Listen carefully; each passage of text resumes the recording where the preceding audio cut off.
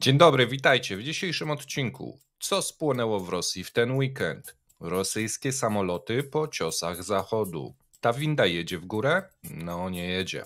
Słowacja oferuje Ukrainie techniczne rozwiązanie dla tranzytu ropy Łukoil. W Rosji polecono rozjaśnić teren, aby nie zaciemniali go migranci. Avtovaz wstrzymał produkcję na 3 tygodnie. Zapraszamy. Dzień dobry kochani, z tej strony Mateusz Lech oraz Paweł Jeżowski. Jak miło Was usłyszeć, zobaczyć, przeczytać na czatach w poniedziałek. Ja już się stęskniłem. 2 dni pauzy to za dużo. Nie wiem, czy za mną się stęskniłeś, mam nadzieję, że też. Zaczynamy, słuchajcie, dzisiaj od paska. Zaraz musimy jeszcze tylko datę zmienić, bo znowu... Jeszcze w piątku jestem. Klasyczny Paweł. Wygląda, słuchajcie, tak, jeżeli chodzi o surowce, Brent cały czas się obniżał i obniżał się ciekawie, że w weekend, kiedy dochodziły takie różne informacje z tego Bliskiego Wschodu. Natomiast tutaj zawsze warto też spojrzeć, jakie są notowania w weekend i jak rynek się zachowuje. Bo w weekend najczęściej są gracze, którzy obstawiają mało emocjonalnie. Tak to często wygląda. Te emocje związane z tymi wydarzeniami geopolitycznymi wracają w poniedziałek i pewnie wrócą jeszcze po godzinie 15.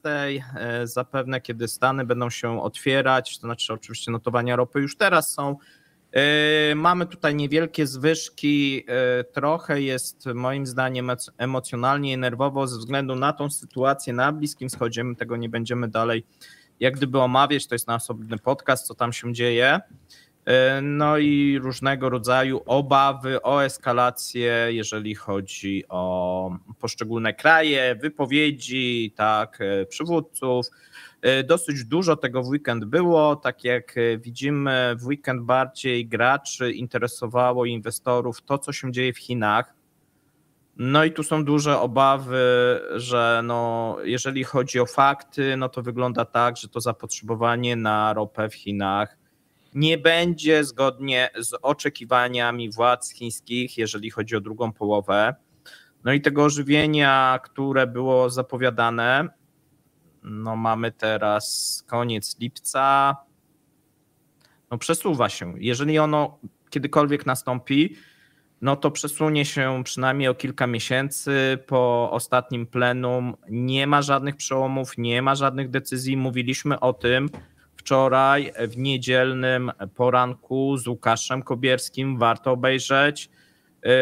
Warto obejrzeć nie dlatego, że nic się nie wydarzyło, tylko że omawialiśmy dokładnie tą sytuację, jeżeli chodzi o Chiny. Moim zdaniem, jeżeli się pojawią decyzje, to one będą spóźnione, a problemy strukturalne Chin narastają. Tutaj też widzimy brak reakcji rynku na podwyższenie stóp procentowych.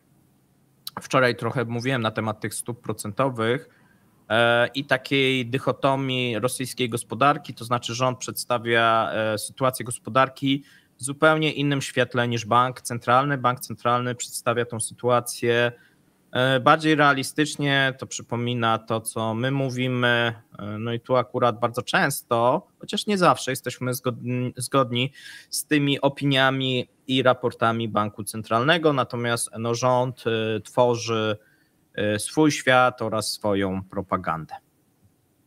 Okej, myślę, że możemy przejść w takim razie do krótkich informacji. Jak podaje portal 47 News, funkcjonariuszom petersburskiej policji zakazano noszenia brody. Zarządzenie zakazujące roślinności w okolicy podbródka, tak stwierdzono, pochodzi od szefa Głównej Dyrekcji Ministerstwa Spraw Wewnętrznych Petersburga i obwodu leningradzkiego. Zewnętrzne oddziały policji i funkcjonariusze policji drogowej będą zobowiązani do regularnego golenia. W dokumencie nie podano powodów wprowadzenia innowacji. Jakbym był firmą Gillette, to bym intensywnie uderzał w reklamy teraz w rosyjskiej telewizji.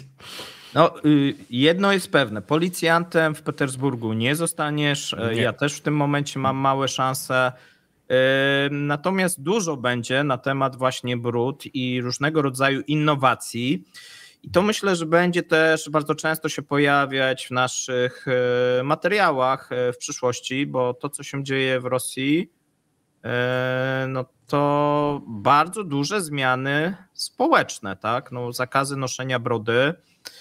My chyba w Jaruskim się śmieliśmy, że coś takiego może kiedyś się pojawić. Ale taktycznych oddziałów golibrodów z brzytwami tośmy nie wymyślili. Ale i rzeczywistość dogania nasze pomysły z Jaruski. Nie wiem, czy oni oglądają i się tutaj wzorują, czy też to jest jakaś własna inicjatywa. Podejrzewam, że raczej to drugie.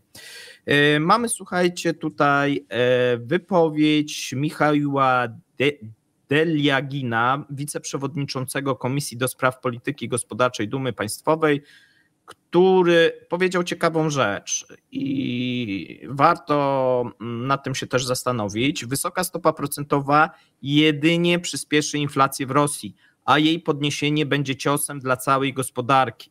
Nie mamy nadwyżki podaży pieniądza, ale niedobór podaży pieniądza. W tych warunkach podwyżka stóp procentowych w naturalny sposób przełoży się na wzrost kredytów, kosztów, które zostaną wliczone w cenę towaru, stwierdził poseł.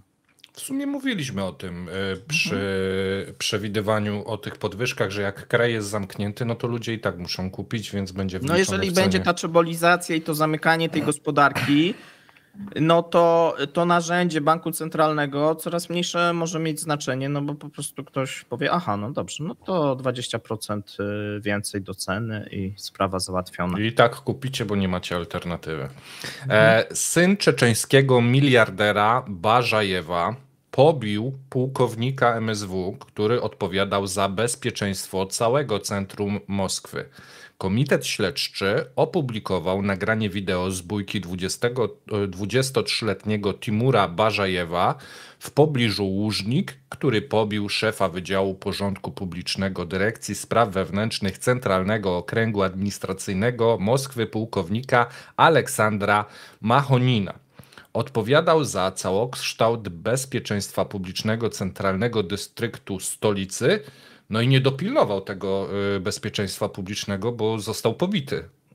Znaczy jest nagranie, ono moim zdaniem nie jest ciekawe, oczywiście też nie publikujemy, bo my nie publikujemy tutaj przemocy. Jeżeli chodzi o nasz kanał, możecie sobie też odnaleźć i na YouTubie, i na Twitterze. Jest urywek tej bójki, moim zdaniem nic specjalnego, tutaj pułkownik nie wykazał się wielkimi umiejętnościami. No sprawa, że tak powiem, bardzo głośna, jeżeli chodzi o Moskwę, no i o tym dzisiaj będziemy mówić, bo są różne pomysły, jeżeli chodzi o rozjaśnianie tej Ale powiedz Moskwy. mi, Timur miał brodę? Wiesz co, nie pamiętam, chyba tak. Nie wiem. Syn nie pamiętam. czeczeńskiego miliardera, nie? To chyba nie brodę pamiętam, miał. Wiesz co, oglądałem w sumie i nawet nie zwróciłem uwagi tak na takie No może szczegóły. mu ten właśnie tam od porządku mówi ty, ale ty brodę masz. No i się zaczęło. Nie, zaczęło się chyba od czegoś innego, gdzieś to było opisywane, też teraz już nie pamiętam, bo całe jak gdyby artykuły były na ten temat na rosyjskich jedynkach i no i tak to wyglądało. Natomiast mamy, słuchajcie, zapowiedź dotyczącą YouTube'a w Rosji. Okazuje się, że Kreml planuje całkowicie zablokować YouTube'a w Rosji. Spowolnienie szybkości hostingu wideo potrwa najprawdopodobniej do października, po czym YouTube zostanie całkowicie zablokowany, tak podają rosyjskie media. Chciałem tylko nieśmiało przypomnieć, że pierwsze informacje podaliśmy o tym YouTubie chyba z 8 miesięcy temu.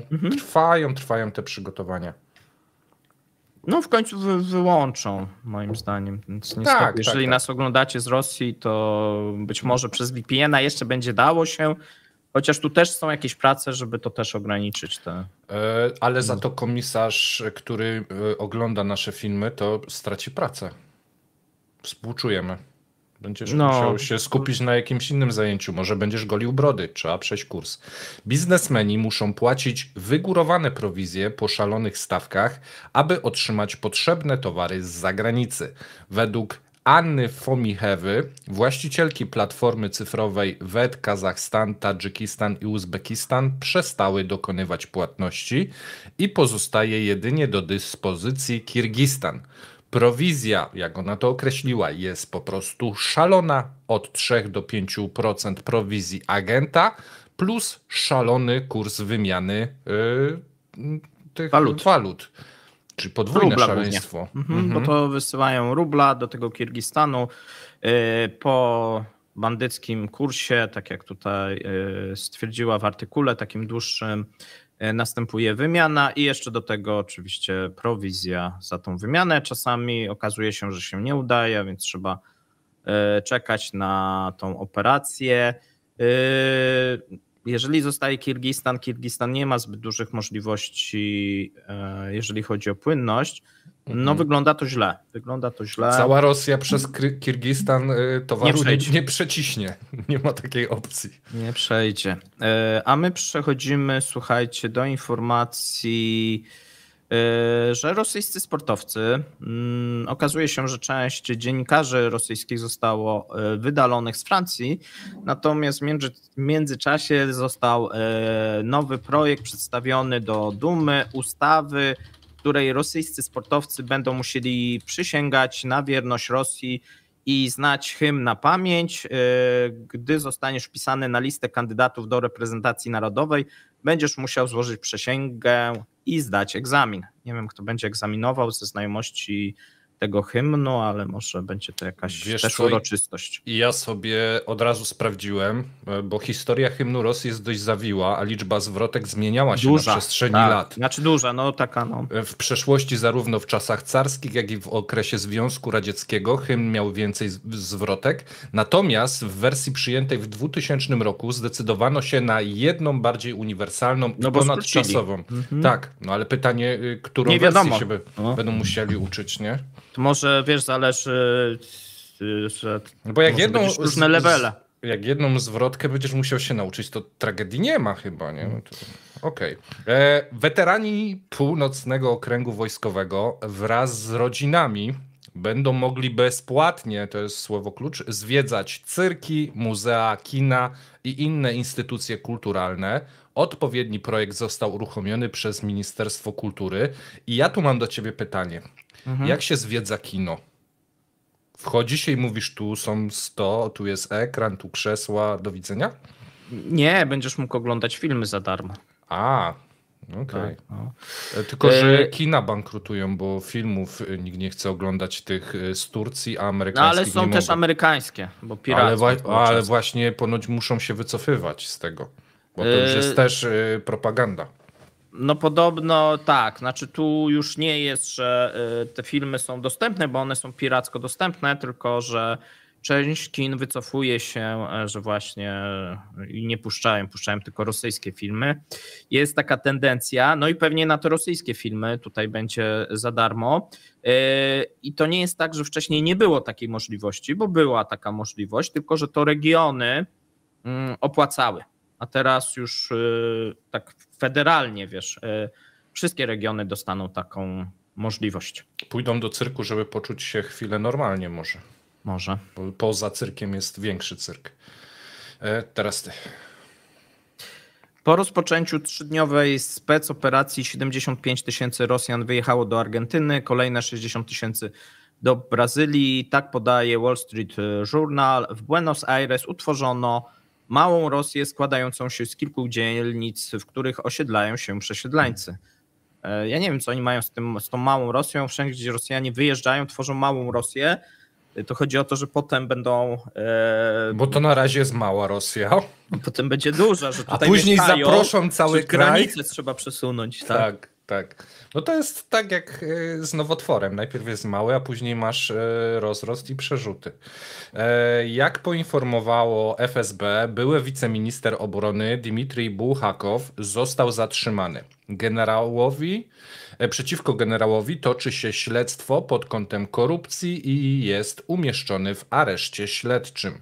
Prowadzone są czynności dochodzeniowe mające na celu ustalenie przyczyn i warunków jego nielegalnej działalności. No i to jest generał, który odpowiadał za logistykę i we wrześniu 2020 roku został zwolniony ze stanowiska w związku z przeniesieniem na inne stanowisko. No i te stanowisko teraz na krótko został przeniesiony, a teraz zostanie też przeniesiony na inne stanowisko. Mówiłem wczoraj, to jest ten generał od sorbetu wieprzowego, już słynnego. Po naszym materiale został odwołany.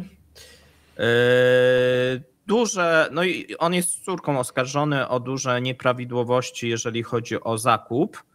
No i dalej czytamy, bo jest następne aresztowanie już jego podwładnego, Aleksandra Michajłenko, który został aresztowany w sprawie właśnie Buchatkowa. Jest to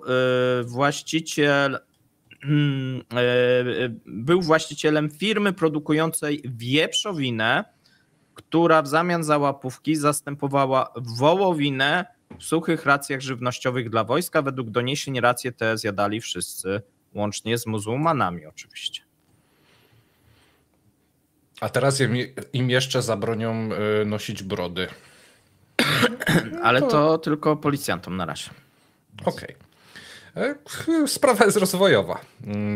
Pomysł dzieci do fabryk powraca. Rada Federacji wezwała do popularyzacji pracy w fabrykach. Senator Natalia Kosikhanina zaproponowała informowanie uczniów o prestiżu zawodów robotniczych i organizowanie obowiązkowych wycieczek do fabryk. Czyli jak masz ojca z SWO, to raz pojedziesz zwiedzać kino, a później zwiedzać fabrykę. Zasugerowała także rozważanie możliwości pracy w pełnym wymiarze czasu pracy pod okiem mistrza dla uczniów powyżej 16 roku życia. Ci mistrzowie to tak z Shaolin chyba będą. Tak. Będzie, wiesz, specjalne umiejętności będą tutaj douczać, jeżeli chodzi o życie robotnicze tutaj w Rosji. Kiedyś to było, a więc wracamy do dobrze sprawdzonych schematów oraz do czasów sowieckich. Natomiast mam niedobrą informację dla osób, które chcą podróżować i poza Rosję i w Rosji. Okazuje się, że ceny biletów lotniczych od 1 sierpnia rosną, ceny biletów krajowych wzrosną o 30%, lotów międzynarodowych o 50%. Stanie się to w związku z decyzją Federalnej Agencji Transportu Lotniczego o podwyższeniu stawek opłat od przewoźników lotniczych. Tak twierdzi kierownik Katedry Zarządzania Międzynarodowego Biznesu i Przemysłu Turystycznego Państwowego Uniwersytetu Zarządzania, pan Aleksiej Chudnowski. Dodatkowo dochodzi podwyżka cen biletów kolejowych, które od 1 sierpnia zostaną podwyższone o 20%. Czyli takie drobne korekty, można powiedzieć. Tak, natomiast ja informowałem w zeszłym tygodniu, że komisarze ci od kontroli cen się nie zgadzają. No i widać, że zostali przekonani, zgodzili się. Ale to nie koniec informacji o samolotach, gdyż jeszcze do nich dzisiaj wrócimy. We Władywostoku utworzono oddział byłych żołnierzy specjalnej operacji wojskowej, żeby mogli rozjaśnić i uporządkować miasto. W przyszłości planują utworzenie takich patroli w innych miastach, powiedział gubernator Oleg Koschemenko. Wynagrodzenie członków drużyny wynosi 70 000 rubli. Harmonogram pracy odbywa się co 3 dni.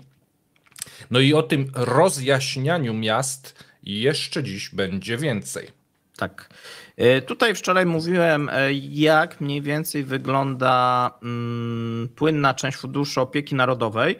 No i okazało się, że dzisiaj, właśnie to bardzo ciekawe, bo dzisiaj pojawiła się informacja opublikowana przez Ministerstwo Finansów, która mówi, że płynna część Funduszu Opieki Narodowej w przeciągu 2 miesięcy skurczyła się o 11% z 4,17 bilionów rubli na koniec kwietnia do 4,6 biliona rubli na koniec czerwca.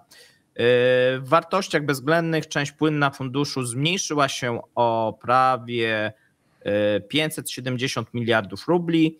No i tutaj oczywiście te różnice to wynikają z różnic kursowych, z przeszacowania złota i aktywów obcych, a także ze wzrostu kolejny raz rośnie ta część niepłynna Funduszu Opieki Narodowej, do której zaliczają się papiery wartościowe rosyjskich firm i banków. Obecnie wolumen części walutowej, co ciekawe, Funduszu Pomocy Narodowej jest porównywalny do planowanej wielkości deficytu budżetu federalnego na 2024 rok, czyli te 2 biliony rubli. No a więc okazuje się, że albo w sumie powielili prawie to, co mówiłem. Wykrakałeś, oglądali w weekend, mówią, bo nam się nie zgadza ten Excel. Tam Paweł mówi w Polsce, że brakuje. Weź to przelicz jeszcze raz. Nie? I oni mówią, rację ma, ale on przecież nie ma dojścia do Excela. Tak, wydaje się, że ciutkę mniej mają, nawet jeżeli chodzi o tego juana, ale podają te tam 20 ponad miliardów dolarów. Co jeszcze w tej części płynnej jest to złoto, natomiast ta część walutowa mega skromna, bo 20 miliardów dolarów, czy tam 22, mało. To tyle będzie dziura i to jeżeli by wierzyć, to po pierwszym kwartale, tak? A więc tutaj trzeba będzie puszczać te obligacje, nie ma wyboru, lub jakiś inny pomysł znaleźć, jak ściągnąć pieniądze z rynku. Ale to nie koniec problemów, bo Pieskow uspokaja. A jak Pieskow uspokaja, to zawsze Rosjanie powinni się martwić. W Rosji nie ma mowy o mobilizacji, powiedział Dmitrij Pieskow. Nikt w ogóle nie mówi o mobilizacji, zapewnił sekretarz prasowy prezydenta. Dokładnie taką samą wypowiedź, tak jakby ktoś mu tą kartkę podmienił, złożył we wrześniu 2022 roku na 10 dni przed ogłoszeniem pierwszej mobilizacji. Czyli po prostu otworzył starą teczkę i powiedział dokładnie to samo. Znaczy Rosjanie muszą ogłosić mobilizację według mnie, chyba, że zakładają, że już tak nie sugeruj, bo tego czasu każdy twój pomysł wprowadzają. Do tego czasu rozwiązanie jakieś dyplomatyczne zaistnieje, dlatego że straty są zbyt duże. Jeżeli chodzi o te mięsne szturmy, one oczywiście przynoszą jakiś tam efekt, natomiast chyba w stosunku do poniesionych strat wygląda to moim zdaniem nieadekwatnie, ale tu niech się wypowiadają wojskowi. Oczywiście Rosjanie nie publikują tych oficjalnych danych dotyczących strat. My te dane najczęściej gdzieś uzyskujemy albo z niezależnych źródeł, albo tak jak często mówiliśmy, są też informacje na temat spraw spadkowych, i można często na tej podstawie te informacje zebrać. Natomiast mamy wideo, to może ja po prostu pokażę. Zanim przejdziemy do tego, co spłonęło, to chyba pokażemy to, co zapłonęło. Tak. Nie wiem, czy wiecie, na zbiorniku Kialim pękła tama, i wygląda to mniej więcej tak. 2 filmiki mamy. Мы на крыше. Тут вообще пиздец нахуй. Мы все тонем, блядь. Тут все тонуло нахуй. У нас в доме вода дохуя просто. Chyba zrozumiale, tak? Zrozumiali, że pan nie jest zbyt szczęśliwy. Tama po pęknięciu wyglądała.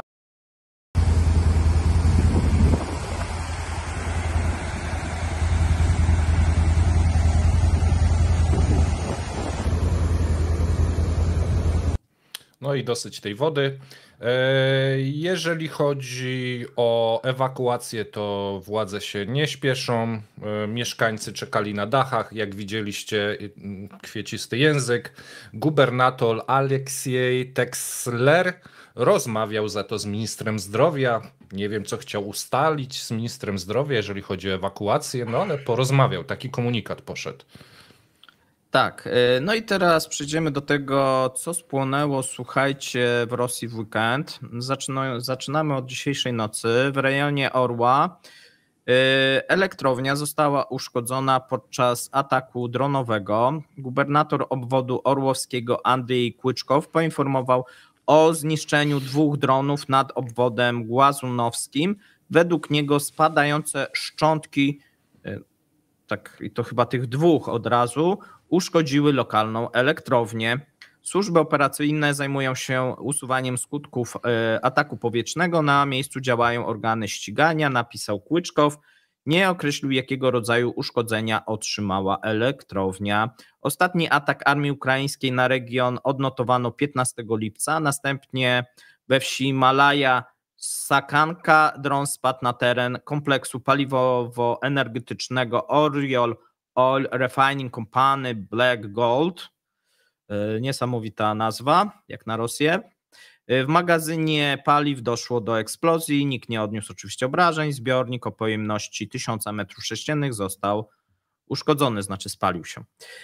Władze obwodu kurskiego z kolei w weekend ogłosiły atak na składy paliw. Pełniący obowiązki gubernatora obwodu kurskiego Aleksander Smirnow, no myślę, że już szeroko wam znany, powiedział, że ukraińskie drony zaatakowały skład paliw. Zapaliły się jednocześnie aż 3 zbiorniki z paliwem.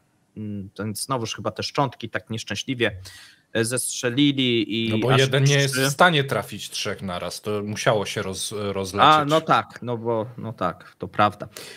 No i tu czytamy, dziś wieczorem ukraińskie drony zaatakowały skład paliw w obwodzie kurskim, zapaliły się 3 zbiorniki z paliwem. Żaden z mieszkańców ani pracownik obiektu przemysłowego nie odniósł obrażeń, napisał Aleksiej Smirnow. Jak wyjaśnił pełniący obowiązki tutaj gubernatora, pożar jednego ze zbiorników został już ugaszony. W sumie w akcji gaśniczej wzięło udział 32 jednostki sprzętu, 82 strażaków. Wcześniej rosyjskie Ministerstwo Obrony podało, że w nocy 28 lipca w obwodzie kurskim zestrzelono 2 drony, kolejnych 5 zostało zniszczonych nad regionem Białgorodu. W nocy z kolei 27 lipca ukraińskie drony zaatakowały rafinerię ropy naftowej Rosniefti i lotnisko wojskowe Diagilewo w obwodzie riazańskim. Tutaj kanał telegramowy Astra podaje i zarówno filmy, jak i zdjęcia z tych ataków. No i pisze, powołując się na wypowiedzi mieszkańców Riazania, są filmy z ostrzału nakręcone przez naocznych świadków. Na chwilę obecną, pomimo tych filmów, nie podaje się oficjalnych informacji na temat zniszczeń. Według gubernatora obwodu riazańskiego Wasilija Gołubiewa w wyniku ataku nikt nie odniósł obrażeń. Rosyjskie Ministerstwo Obrony poinformowało o 7 zestrzelonych dronach w przestrzeni powietrznej regionu. No pewnie znowuż tu szczątki spadły. Departament informuje także o zniszczeniu 7 dronów w obwodzie kurskim, 3 w obwodzie białgorodzkim, 2 w obwodzie rostowskim, po 1 w obwodzie bryańskim, lipieckim. Przypomnijmy, że atak na rafinerię w Riazaniu był 3 w ciągu ostatnich 6 miesięcy od początku roku. Wcześniej przedsiębiorstwo znalazło się pod ostrzałem na początku maja, w połowie marca. Rafineria ropy naftowej w Riazaniu to jedna z największych, należąca do Rosniefti i jest największą, jeżeli chodzi o Rosję centralną. Należy do 4 największych w całej Federacji Rosyjskiej. Dostarcza paliwo dla regionu moskiewskiego, odpowiada za prawie 5% przerobu całego ropy naftowej w kraju. Deklarowana zdolność produkcyjna to 18 ton ropy rocznie. 18 milionów ton rocznie. Duża część produktów jest eksportowana. Znaczy już od 1 sierpnia nie będzie, bo będzie zakaz. No jeżeli to też niepotrzebna jest. Tak, no i jeszcze 26 lipca mieliśmy atak na lotnisko w okolicy miasta Saki, w Eupatorii. Tutaj Sztab Generalny Sił Zbrojnych podaje, że w nocy Ukraina uderzyła na lotnisko w Nowofedorivce na okupowanym Krymie. Media ukraińskie podają w tym momencie o uszkodzeniu co najmniej 2 samolotów, no ale pewnie straty są większe. Tak, ale ludzie, w żadnym z tych ataków nie ucierpieli ludzie, więc trzeba powiedzieć, że Ukraińcy bardzo humanitarnie atakują zawsze, gdy ludzi nie ma w pobliżu. No oczywiście absurd, no ale tak podają, no to co my mamy zrobić? Dobra, pędzimy dalej. Rosyjskie samoloty po ciosach z zachodu. I ja mam dla was wstęp i wracam za chwilkę. Rosyjskie lotnictwo pod sankcjami. Liczba awarii lotniczych z udziałem rosyjskich samolotów Superjet wzrosła ponad dwukrotnie w ciągu 2 ostatnich lat. Według obliczeń w 2021 roku Superjety psuły się 134 razy, w 2022 roku już 181 razy, w 2023 roku 289 razy. Co ważne, statystyki te nie obejmują incydentów spowodowanych czynnikami zewnętrznymi, takimi jak na przykład zderzenia z ptakami. Wymówkę taką stosowali Rosjanie na początku wzrostu awarii. Najczęściej we wspomnianym okresie psuły się silniki i podwozia. Dlaczego rosyjskie samoloty się psują? Składają się w prawie 100% z importowanych części, które nie są produkowane w Rosji. No i po tym krótkim wstępie mogę przejść dalej. Oznacza to, że z punktu widzenia utrzymania i zapewnienia magazynu części zamiennych Superjet nie różni się za bardzo od Boeinga i Airbusa i wszystkie to samoloty zagraniczne, gdyby tak sobie to podsumować. Oczywiście w warunkach całkowitych sankcji części zamienne musiałyby być pozyskiwane poprzez tak zwany import równoległy i to też się dzieje, natomiast dzieje się opornie. Wszystkie wymienione samoloty, w tym SSJ-100, są składane z podzespołów produkowanych na całym świecie, zauważył specjalista do spraw lotniczych rosyjskich. Teraz Superjet, podobnie jak Boeing i Airbus, są wyposażone we wszystkie te same części zamienne z tych samych producentów. Za konserwację, projektowanie i produkcji części silników do silników SAM 146 montowanych w samolotach Superjet odpowiadała francuska firma Safran, która wycofała się w marcu 2022 roku. Zaprzestała wspierania eksploatacji jednostek. Rosyjscy producenci nie są w stanie zamienić silnika. W sierpniu ubiegłego roku Ministerstwo Przemysłu i Handlu pokazało pierwszy lot SJ-100 z krajowymi komponentami.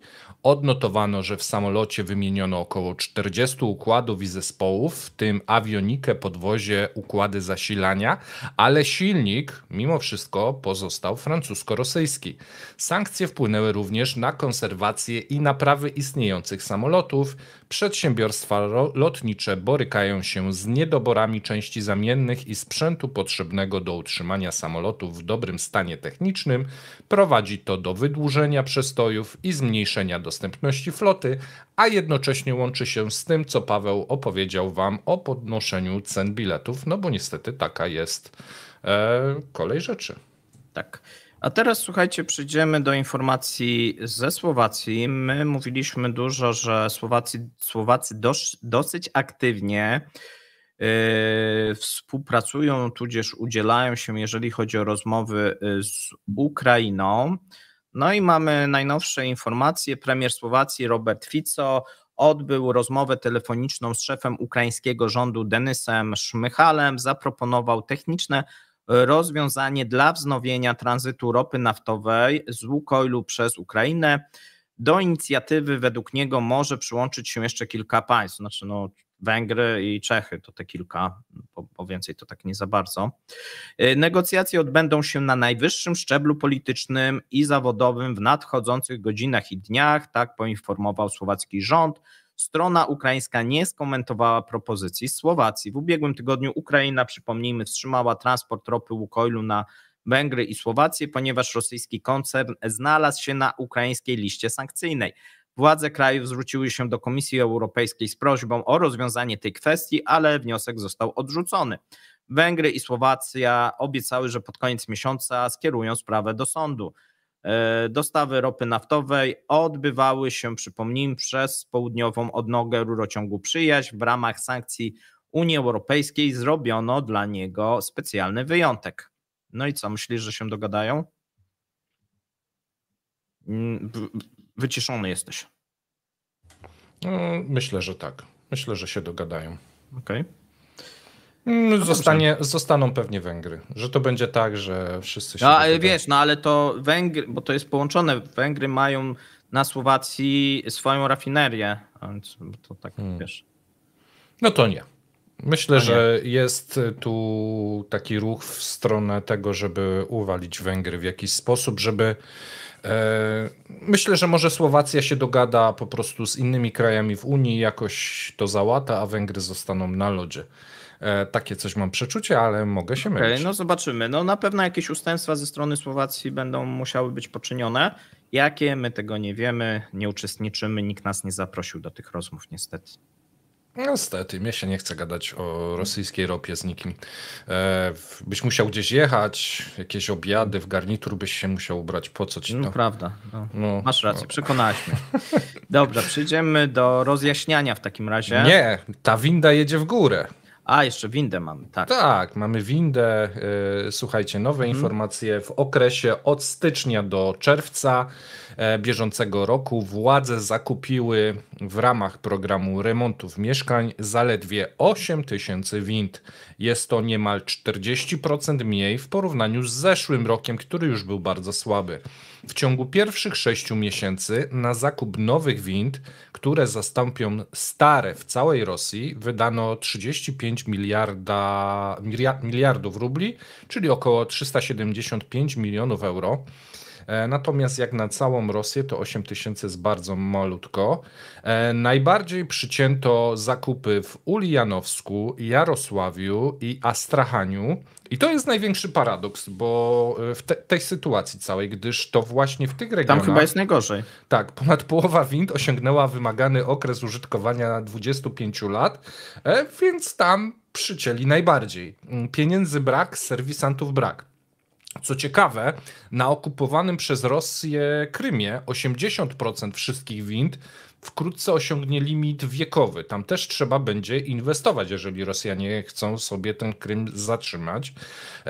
Ograniczone budżety nie pozwalają regionom na zakup wind w wymaganej ilości, słuchajcie, ponieważ że tak powiem, zbyt optymistycznie wyliczyli sobie koszty serwisu i zakupów. Całkowicie nie doszacowano cen wind w imporcie równoległym oraz tego, że osoby serwisujące windy serwisują dziś na przykład wozy bojowe. Obecnie w całym kraju pracuje ponad 72 tysiące wind, które pracują już ponad 25 lat, no i powinny chyba odejść na windową emeryturę, czy coś takiego. Lepiej w przyszłym roku nie będzie, gdyż władze rosyjskie zdecydowały się nie wymieniać kolejnych 70 tysięcy przestarzałych wind, których żywotność upłynie po 1 stycznia 2025 roku. Według Ministerstwa Budownictwa od wiosny 2024 w Federacji Rosyjskiej pracuje około 600 tysięcy wind, których zużycie w wielu regionach przekracza 50%. Jak zauważa resort, do końca tego roku konieczne będzie, aby wymienić niemal co czwartą rosyjską windę, czyli około 140 tysięcy, a przypominam, zakupili 8 tysięcy. Przybliżony koszt takich prac wyniesie 300 miliardów rubli. Jeżeli macie dobrą pamięć, to zauważyliście, że na początku podałem kwotę, jaką wydają, 35 miliardów, a żeby to zrobić, potrzebują 300 miliardów, więc chyba im się nie uda. Ja tak, wiesz co, zastanawiam się, bo patrząc na rosyjski tok myślenia, pewnie wymieniać te 8 tysięcy trafiło tam, gdzie sytuacja jest najlepsza. Tak, do Moskwy i Petersburga. Tak, bo wtedy można powiedzieć, my nie mamy problemu. Zobaczcie, u nas wszystko działa. A u was to źle to wyliczyli. W tym roku wymienialiśmy nawet. Już 3. raz w tym roku wymieniliśmy, bo serwisant ma firmę za rogiem i bierze łapówkę. To 3 razy do roku wymieniają. Słuchajcie, teraz przejdziemy moim zdaniem do mega ciekawej informacji i tu napiszcie, bo część, pamiętam, widzów pracuje w fabrykach samochodów, tudzież współpracuje. Okazuje się, że AvtoVAZ wstrzyma produkcję na 3 tygodnie. Wstrzymał od dziś. Wstrzymał, tak, bo dzisiaj 29, to już, tak, bo to wczoraj pisałem, no tak. No. Avtovaz zawiesza produkcję samochodów na czas wakacji firmowych, które potrwają od 29 lipca do 18 sierpnia. Poinformowała o tym służba prasowa przedsiębiorstwa. Wakacje w żaden sposób nie wpłyną na produkcję samochodów. Obecny zapas jest tworzony z uwzględnieniem tego, czytamy w raporcie.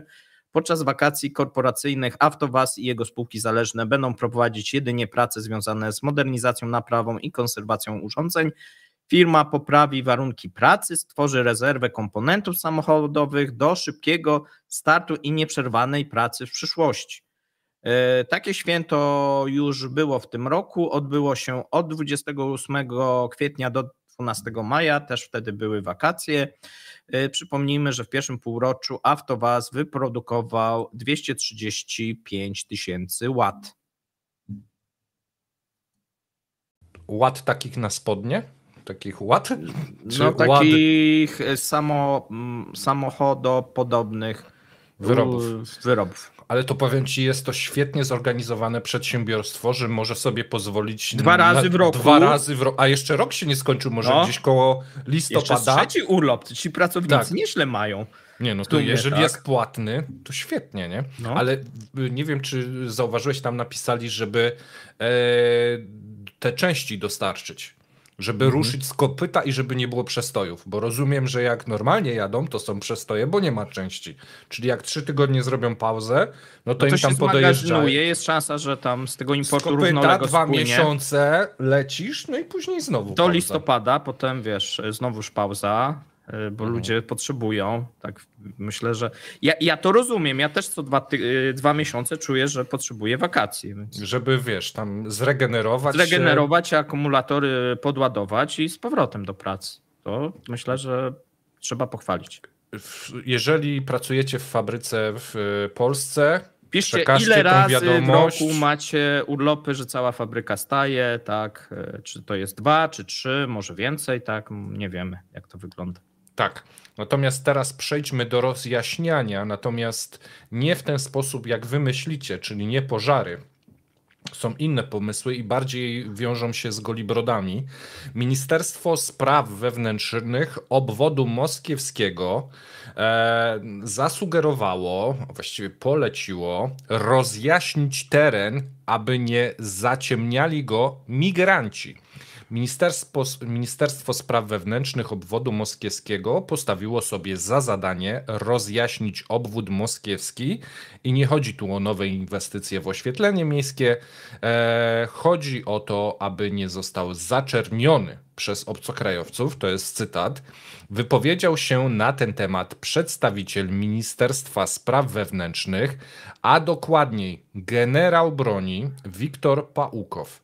Na nagraniu przedstawiciel Ministerstwa Spraw Wewnętrznych powiedział, że 23 lipca odbyło się rozszerzone posiedzenie Głównej Dyrekcji Ministerstwa Spraw Wewnętrznych obwodu moskiewskiego, na którym to ten pan Wiktor, pan generał, poinformował o potrzebie rozjaśniania regionu.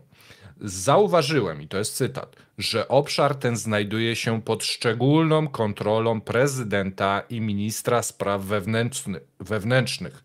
Obecnie rozważa się szereg ustaw mających zaostrzyć środki egzekwowania prawa wobec cudzoziemców, którzy naruszają prawo. Jak zauważył, głównym zadaniem jest rozjaśnienie regionu moskiewskiego, aby nie był on, że tak powiem, oczerniany przez obcych obywateli. No i oto kolejna część wcześniej omawianych ustaw w Dumie Państwowej.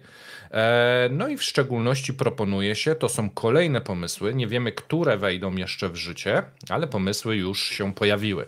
Proponuje się klasyfikować przestępstwa związane z organizacją nielegalnej migracji jako poważne i szczególnie poważne. To oznacza wykroczenie do wyższych widełek, jeśli chodzi o lata wyroku. Przy popełnieniu przestępstw uczynić status nielegalnego migranta okolicznością obciążającą. Czyli kradzież, jeżeli będzie dla Rosjanina przestępstwem, ale kradzież, której dokona migrant, będzie traktowana jako przestępstwo poważne lub szczególnie poważne. Równość wobec prawa do kosza. Proponuje się rozszerzyć listę przestępstw, za które cudzoziemcy mogą zostać wydaleni z Rosji. No bo po co ich tylu trzymać w tych więzieniach? Lepiej ich wysłać gdzieś za. Utworzenie rejestru osób kontrolowanych, w którym będą wprowadzane informacje o zagranicznych sprawcach naruszenia oraz rozszerzenie uprawnień policji. Policja dostanie dodatkowe uprawnienia przy sprawach związanych z migrantami, czyli zapewne brutalność policji na pełnej, bo już teraz są brutalni, a jak dostaną dodatkowe uprawnienia przy migrantach, to aż strach się bać. Wprowadzenie konfiskaty mienia osób skazanych na podstawie artykułu o organizowaniu nielegalnej migracji, czyli poza brutalnością jeszcze konfiskata mienia. Zabronić proponuje się również reklamy usług legalizacji cudzoziemców i pomocy przy zdaniu egzaminów z języka rosyjskiego. Ty powiedziałeś, że trzeba się nauczyć rosyjskiego i hymnu, ale jakbyś chciał na tym zarabiać i stworzyć reklamę, to teraz przestępstwo może być. Tak naprawdę te przepisy nie pomogą w walce z nielegalną migracją, twierdzą działacze na rzecz praw człowieka, a jedna z ustaw, które proponują, sprawi, że wszyscy migranci staną się nielegalnymi migrantami. No i tu nie wiem do końca, o którą chodzi, chyba o ten rejestr, no ale zobaczymy. Wiesz co, no jest tych 25, faktycznie można się pogubić, bo i zarówno Duma Państwowa wprowadza, jak i są te rozporządzenia regionów, a więc no widzimy, no te zmiany się dzieją z tygodnia na tydzień, tak? Jeżeli chodzi o zaostrzanie prawa, samorządy wydają swoje. Teraz to również jest elementem, ponieważ w 2024 są wybory w Rosji samorządowe, to okazuje się, że bardzo dużo partii wpisało to zaostrzenie polityki migracyjnej jeszcze bardziej swoje programy wyborcze, więc wydaje się, że bardzo nośny temat. Tak, dodatkowo mają być stworzone oddziały obywatelskie i mają być one alternatywą do MSW. Będą składać się z byłych funkcjonariuszy bezpieczeństwa. Władze Moskwy zwróciły się już z taką inicjatywą do Dumy Państwowej. Chcą, aby strażnicy mogli podczas nalotów na migrantów korzystać ze specjalnego sprzętu. Ja nie wiem, co oznacza korzystanie ze specjalnego... Możesz się domyślić, no takiego samego jak policja korzysta, tak? Więc żeby mieli podobne uprawnienia, czyli wiesz, pałki, gaz, paralizatory i tak dalej, nie? Okej. Władze podjęły już tę decyzję w dzielnicy miasta. Aha, czyli już jest to wprowadzone i tam, gdzie zostało to wprowadzone, spadła liczba migrantów w związku z wprowadzeniem Straży Obywatelskiej. W sensie ci migranci boją się wyjść na ulicę pewnie. Wiesz co, spadła przestępczość i spadła ilość, no bo część się przeprowadziła. Aha. Teraz władze miasta zamierzają zaproponować Dumie Państwowej rozszerzenie uprawnień strażników w obliczu niedoborów kadrowych w Ministerstwie Spraw Wewnętrznych, wyjaśniła służba prasowa miasta. Wielu uczestników pracowało wcześniej w agencjach bezpieczeństwa państwa, czyli mamy byłych jakichś żołnierzy, byłych pracowników sił bezpieczeństwa, dajesz im pałki, pistolety i mówisz, gonisz tych z brodami, tak? I tak to ma wyglądać w tym momencie. Nie no, pilnujesz bezpieczeństwa, tak? Aha. Ponieważ no, duże części tych sił bezpieczeństwa są na urlopach i przebywają na przykład, jeżeli chodzi o Rosgwardię, na Ukrainie. No a część Rosgwardii nie jest mile widziana, bo jest niewystarczająco jasna, no to jest taka propozycja. W którą stronę to zmierza, aż strach przewidzieć? Brakuje tylko pomysłów na opaski. I jesteśmy już w latach 30. No wiesz co, można wprowadzić rubla cyfrowego. Myślę, że to będzie idealne rozwiązanie dla Rosji. no bo będzie można kontrolować dosłownie tak i zarówno migrantów, jak i tych, którzy ich zatrudniają, skasować rubla tradycyjnego i to jakaś przyszłość na pewno. Tak, słuchajcie, to była ostatnia informacja dla Was dzisiaj. Jeżeli trafiliście tu przez przypadek i jesteście po raz pierwszy, to zapraszamy do subskrybowania kanału. Puszczamy bardzo dużo filmów, kolejny o godzinie 17 dzisiaj. Dziś robimy komentarz dnia, czyli porozmawiamy sobie dokładniej na jeden temat. A Wam wszystkim stałym widzom, patronom, wspierającym dziękujemy serdecznie. To prawdziwa przyjemność kręcić dla Was takie materiały. Trzymajcie się, cześć. Cześć.